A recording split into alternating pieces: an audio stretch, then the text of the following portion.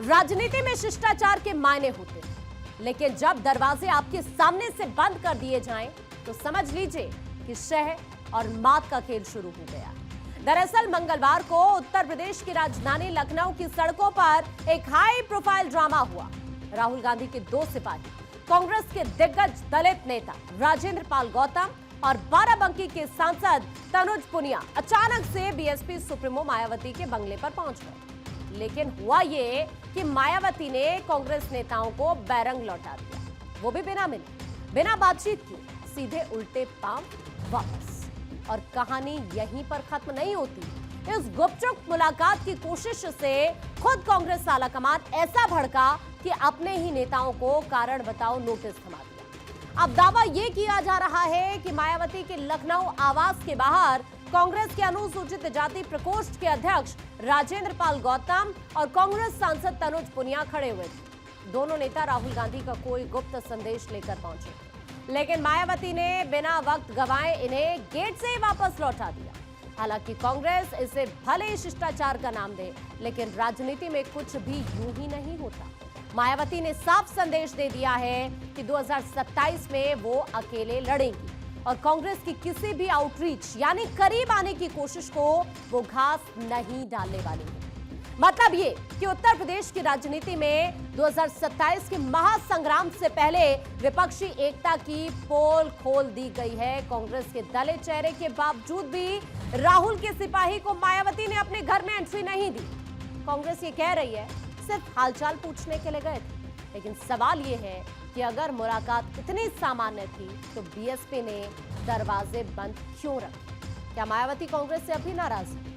क्या बहन जी को डर है कि कांग्रेस उनका दलित वोट बैंक छीनना चाहती है, या फिर 2027 में बीएसपी अकेले दम पर लड़ने की ऐसी तैयारी कर रही है जिसमें किसी गठबंधन के लिए कोई जगह ही नहीं बची? आखिर क्यों मायावती कांग्रेस पर भरोसा नहीं करती? क्यों राहुल गांधी की दलित राजनीति बीएसपी को बेचैन करती? और क्यों यूपी में इंडिया गठबंधन का सपना जमीन पर उतरने से पहले बिखरता हुआ नजर आ रहा है? अब आपको ये समझना बहुत जरूरी हो जाता है। तनुज पुनिया ने सफाई दी कि ये कोई राजनीतिक मुलाकात नहीं थी। उनका ये कहना था कि कांग्रेस कार्यालय में बैठक खत्म होने के बाद वो बस मायावती का हालचाल पूछने के लिए पहुंचे थे, क्योंकि वो दलित समाज के वरिष्ठ नेता हैं। लेकिन राजनीतिक जानकार इसे महज शिष्टाचार मुलाकात मानने के लिए तैयार ही नहीं। कांग्रेस पार्टी कार्यालय में मीटिंग हुई थी एससी डिपार्टमेंट की, जिसमें राजेंद्र पाल गौतम जी और तमाम सामाजिक संगठनों के लोग और एससी डिपार्टमेंट के पदाधिकारी मौजूद थे। उसमें मायावती जी की स्वास्थ्य के बारे में चर्चा हुई। तो जब वहां से निकले, बगल में माननीय मायावती जी का आवास था, तो राजेंद्र पाल गौतम जी ने कहा कि समाज की हमारी सीनियर नेता हैं, उम्र भी 70 साल के ऊपर लगभग हो गई है, तो उनका हालचाल और स्वास्थ्य की जानकारी लेने के लिए एक जनरल विजिट हम लोगों ने बिना किसी पुरानी पहले से फ़ोन किए हुए या किसी से पूछे हुए वहाँ बस इन जनरल पूछा, अगर व्यस्त नहीं है तो 2 मिनट उनसे हालचाल हो जाए।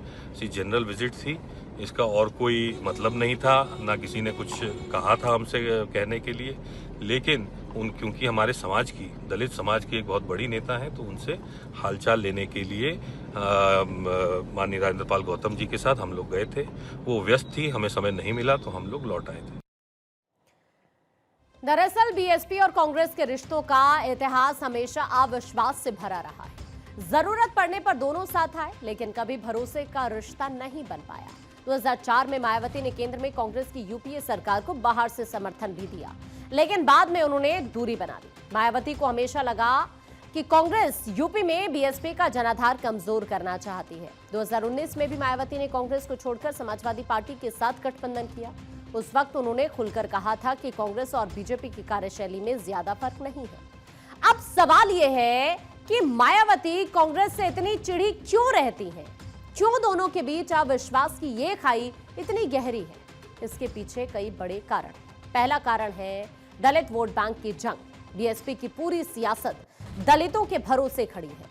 राहुल गांधी जिस तरह से संविधान और दलितों की बात कर रहे हैं, मायावती को लगता है कि कांग्रेस उनके बेस वोट बैंक में सेंध लगाना चाहती है। जो दूसरा बड़ा कारण है वो है इस्तेमाल और उपेक्षा का आरोप। मायावती कई बार कह चुकी हैं कि कांग्रेस ने दशकों तक दलितों का सिर्फ वोट लिया, लेकिन उन्हें सत्ता में हिस्सेदारी दी ही नहीं। तीसरा बड़ा कारण है वोट ट्रांसफर का घाटा। मायावती का पुराना अनुभव है कि गठबंधन में बसपा का काडर वोट तो सहयोगी दल जैसे कि कांग्रेस या फिर समाजवादी पार्टी को ट्रांसफर हो जाता है, लेकिन उनका सवर्ण या अन्य वोट बसपा को मिलता ही नहीं है। और जो चौथा बड़ा कारण है वो है बड़े भाई का रवैया। यूपी में जमीन खो चुकी कांग्रेस आज भी खुद को किंग मेकर समझती है, जो मायावती को कतई बर्दाश्त नहीं है। अब एक तरफ मायावती ने दरवाजे बंद किए तो दूसरी तरफ कांग्रेस के भीतर ही कोहराम मच गया।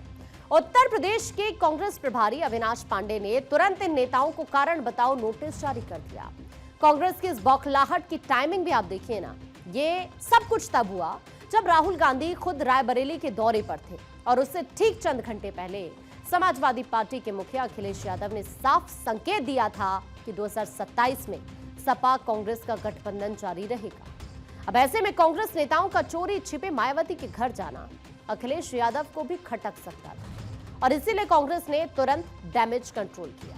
तो इस पूरे घटनाक्रम का सार ये है कि मायावती 2027 में सर्व समाज के अपने पुराने फॉर्मूले यानी दलित प्लस ब्राह्मण समीकरण को जिंदा करना चाहती हैं। वो बूथ स्तर पर फेरबदल कर रही हैं, प्रभारियों को हटा रही हैं और खुद को मजबूत कर रही हैं।